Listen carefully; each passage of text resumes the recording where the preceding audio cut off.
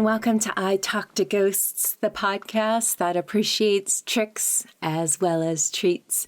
Dear listener, happy Halloween.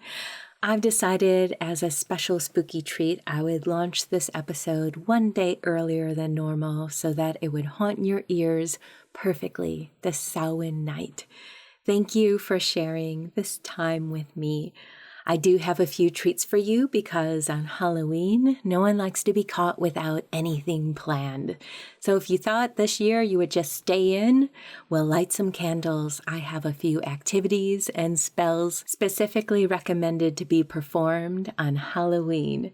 Everything from love and luck spells to divining the future and communicating with ghosts. Speaking of ghosts, let me tell you a ghost story or two to add to the spooky. The stories begin right now.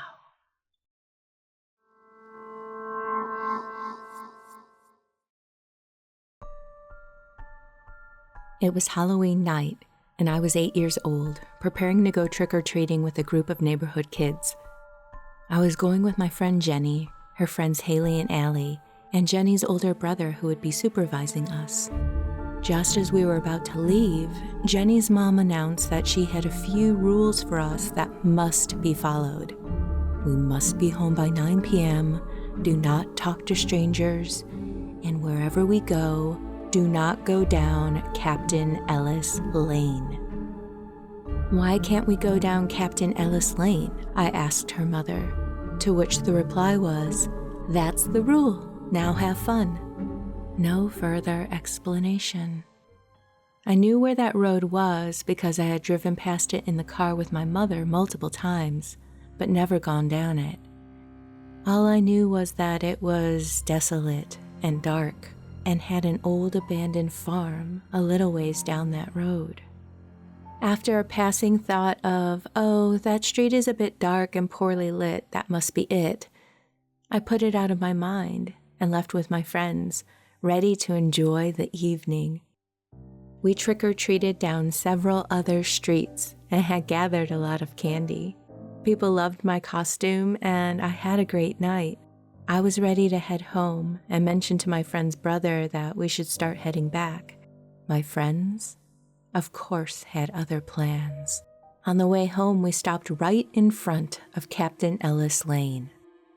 I was perfectly content not going down the road, but all my friends said, "What are you waiting for? Are we going or not?" No, I said.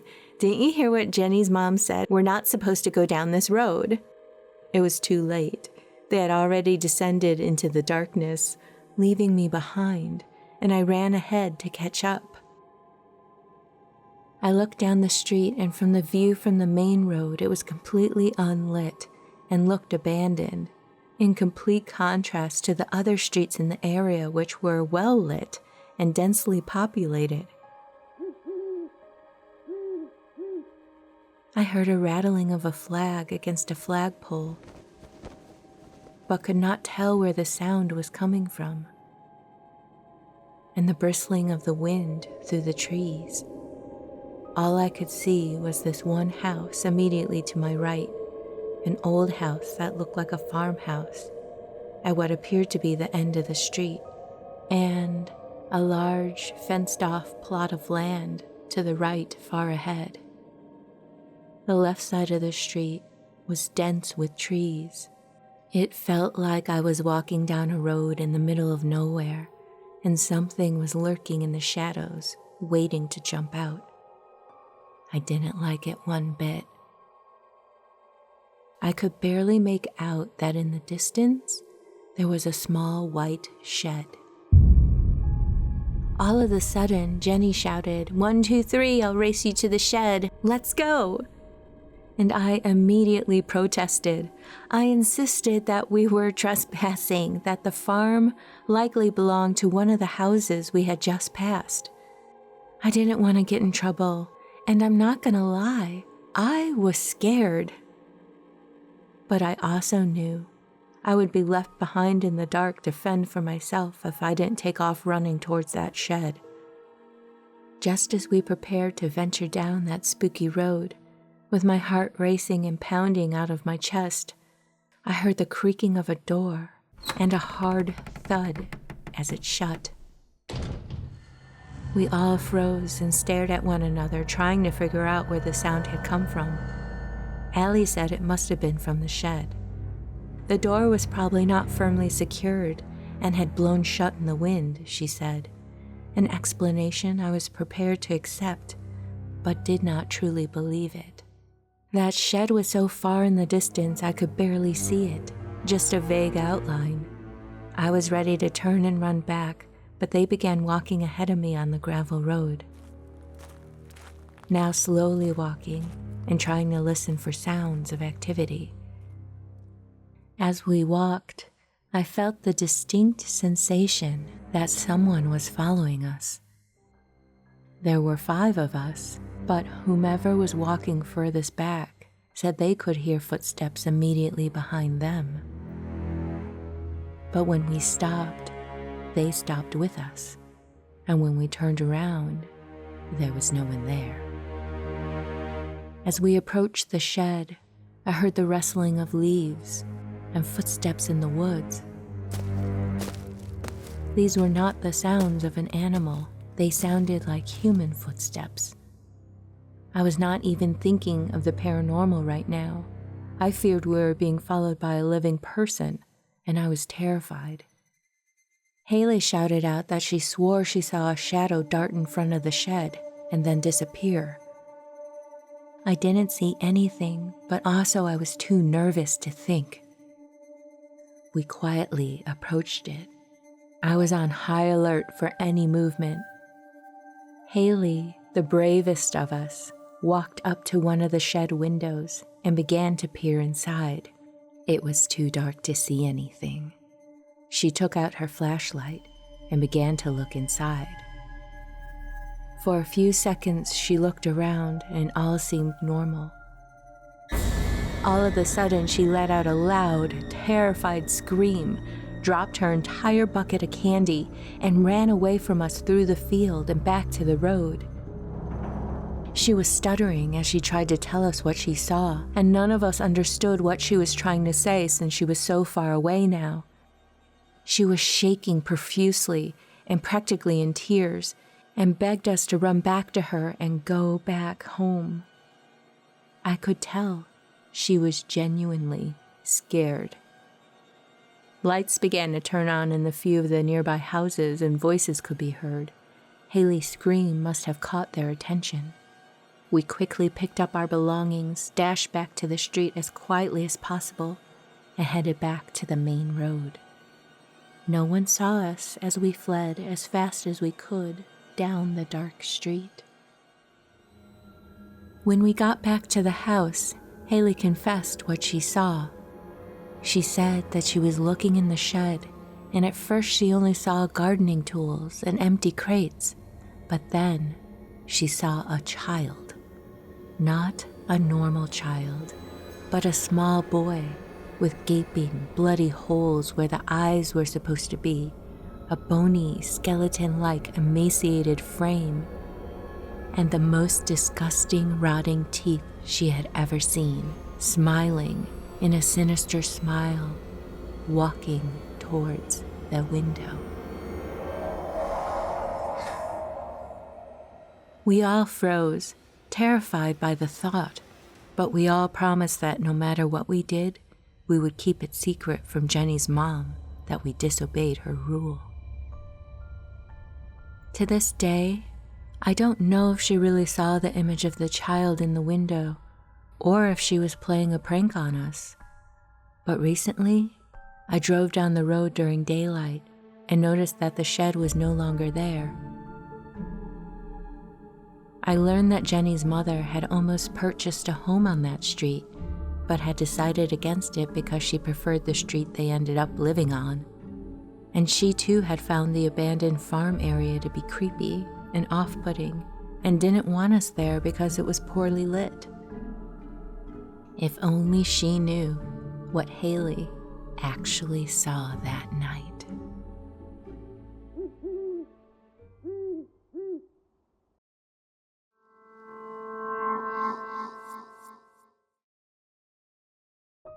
When I was around 14 years old, me and an older friend were babysitting a 6-year-old girl and her younger brother. We had been told that sometimes the girl complained about seeing a ghost man in her bedroom upstairs at night, and that she claimed that he comes out through the attic door. Kids tell stories, and they have great imaginations. That night, I got the kids ready for bed, but they wouldn't settle. The girl said she felt scared, and then her little brother started crying. She asked if she could sleep in her mother's bed until she came home, and her little brother wanted to go with her too. I tucked them in and told them some silly stories. We laughed until they were tired. Both kids were asleep when I left the room, leaving the door ajar and the hall light on. An hour later, my friend and I were sitting downstairs and watching TV, and all was good. The kids were definitely asleep. I had snuck past their room to use the bathroom, and I had done a quick peek on my way back. The little brother had even given a little bit of a mini snore. He was so cute. My friend and I were back downstairs watching TV when 20 minutes later, out of nowhere, we heard banging. Heavy, loud banging. The kids were screaming. I ran up the stairs and met the kids as they were running out of the room. Bang, bang, again. This time I had my eyes on the kids, so I know they're not the ones making the noise. The kids flew at me. I grabbed the little boy, and we all rushed downstairs, ran into the living room, shut the door, and all crashed on the sofa. Everything was silent apart from the TV, which I then switched off. We sat in silence for about 5 minutes, just holding each other. After a few minutes, the girl, with tears in her eyes, said in a matter-of-fact voice, "The man was angry because I wasn't in my own room, so he tried to push over the wardrobe, then he started thumping the wall." We all sat on the couch until the parents arrived home. This event has stayed with me all these years.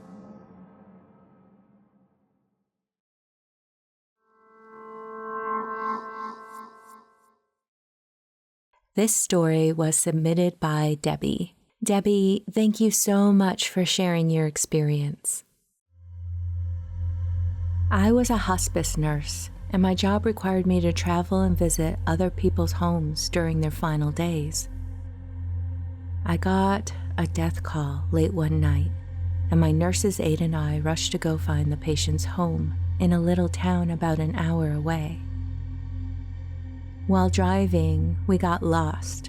This was before GPS. We stopped at a little store, closed as it was late at night, to use the payphone outside to call the home for better directions. As I glanced around the deserted dark parking lot, I noticed a man in a suit was watching us. He was standing there in the shadows, expressionless as he stared at us. We got the information we needed from our phone call and exited the area quick. After several miles, we finally found the dirt road we needed to turn on, and guess who was there? Him, the same man in the suit, standing at the shoulder of the private road, as if waiting for us to arrive. We slowed the car and stopped next to him. I rolled the window down a couple of inches. He then leaned his hands onto the door of my car, before then pointing down the road. My nurse's aide was very upset, and I was pretty freaked out. We got to the house and met the family, and finally went to the bedroom to examine the deceased. It was him, the man in the suit on the road, but he was wearing pajamas, and it was very obvious that he had passed away several hours ago. My nurse's aide won't go on calls with me anymore. I had a lot of weird things happen with that job.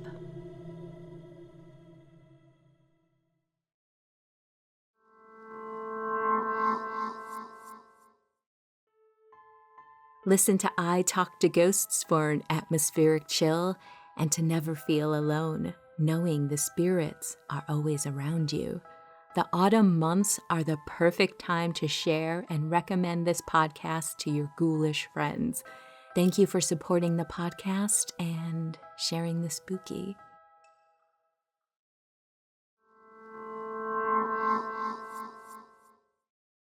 Welcome back to I Talk to Ghosts. I promised you a few magical activities that call for special timing, and that timing is October 31st. Halloween is so mysterious, dark, and magical, you can't help but be compelled to join in on something festive and spirity. Here are a few activities steeped in tradition for you to try on Halloween night, if you dare. Need a question answered? Simmer basil, rosemary, and St. John's wort in a cauldron or a stovetop pot and set your intention. Focus on the steam that rises and look for patterns, shapes, and symbols. Scry by gazing into the gently bubbling liquid. If you've never tried scrying before, you unfocus your eyes as your mental focus stays engaged. Get a little daydreamy and relaxed as you seek your answer. Let visions come to you without mentally analyzing too much and getting in your own way. Do you specifically want to know who you will marry? Eat an apple at midnight on Halloween as you look into a candlelit mirror. A vision of your future spouse will appear behind you. But a warning, if you are visited by a skull instead, it means you will die before you're married. So there's that. Want to invite a ghost into your home? Hold what is called a dumb supper. Traditionally served on Halloween, make dinner for yourself and a ghostly guest. Set the table for two, chair and all, and eat dinner together by candlelight. Do not speak during the meal. Be receptive to all that happens while you eat. Then clear the table when you are finished. This signals to the ghost that it is time to depart. Do you feel like ghosts are too restless around you? Bury apples at a crossroads on Halloween night is said to feed hungry ghosts and pacify them to rest more easily. Maybe your heart is what's restless this year. If so, maybe try this love spell. Write your romantic wishes on a piece of paper and fold that paper over some dragon's blood resin and toss it into a fire on Halloween night. If it's good luck you're wishing for, burn an orange and a black candle at midnight on Halloween, letting them burn out naturally to ensure a year of good luck going forward. If that sounds too much like a fire hazard, after nightfall on Halloween, bob for apples with your loved ones. Make sure there is enough apples for everyone. Each person should get one and eat it for a year of good luck going forward. How about something a little more daring to have a wish granted? Again, at midnight on Halloween, stand naked in front of a mirror with only a single candle lit. Don't worry, it will be flattering. Make your wish and then make sure not to speak until morning. And with that, we've reached the end of this episode of I Talk to Ghosts. Happy Halloween, everyone. I hope you've enjoyed the ghost stories that I shared with you this evening, as well as those Halloween spells and traditions and rituals that you can try yourself. If you do and get some interesting results, I would love to hear about it, so please reach out. In the meantime, wherever you wander off to, in this world or the next, just remember, come back and visit with me. Have a lovely evening and good night.